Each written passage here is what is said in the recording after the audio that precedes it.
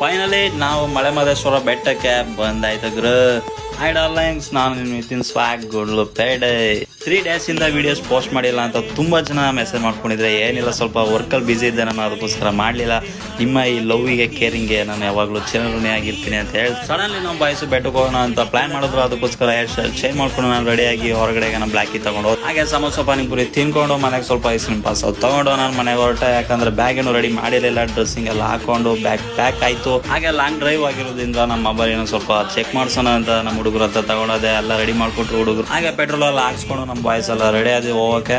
Already late ಆಗಿತ್ತು, ಪರವಾಗಿಲ್ಲ ಅಂದ್ಬಿಟ್ಟು ಗುಂಡ್ಲುಪೇಟೆ ಬಿಟ್ವಿ ನಾವು. ಹಾಗೆ ಆಡ್ದವೆ ಸ್ವಲ್ಪ ರೇಸ್ ಮಾಡಿ ಅನ್ನದಾನ ನಡೀತಿತ್ತು ರೋಡ್ ಸೈಡಲ್ಲಿ. ಸೊ ಅಲ್ಲಿ ಪ್ರಸಾದ ತಿನ್ಕೊಂಡು ನಾವು ಫೈನಲ್ ನಾವು ತಾಳ್ಬೆಟ್ಟಕ್ಕೆ ಬಂದು ಆ ದೇವರ ಆಶೀರ್ವಾದ ತಗೊಂಡು ಸ್ವಲ್ಪ ರೇಸ್ಟಿಂಗ್ ಮಾಡಿ ನಾವು ಬೆಟ್ಟದ ಮೇಲೆಗೆ ಹೋಗಿ ಸ್ಟಾರ್ಟ್ ಮಾಡಿದ್ವಿ. ಹಾಗೆ ಆಡ್ದವೆ ಹೋಗ್ತಾ ವ್ಯೂ ಪಾಯಿಂಟ್ ನೋಡ್ಕೊಂಡು ಮೇಲ್ಗಡೆಯಿಂದ ಫೈನಲಿ ದೇವಸ್ಥಾನ ಹತ್ರ ನಾವು ಬಂದು ನನಗಂತೂ ನೋಡಿ ತುಂಬಾನೇ ಖುಷಿ ಆಯ್ತು. ಯಾಕಂದ್ರೆ 5 years ಬ್ಯಾಕ್ ಆದ್ಮೇಲೆ ನಾನು ಬಂದಿರೋದು ಇಲ್ಲಿಗೆ.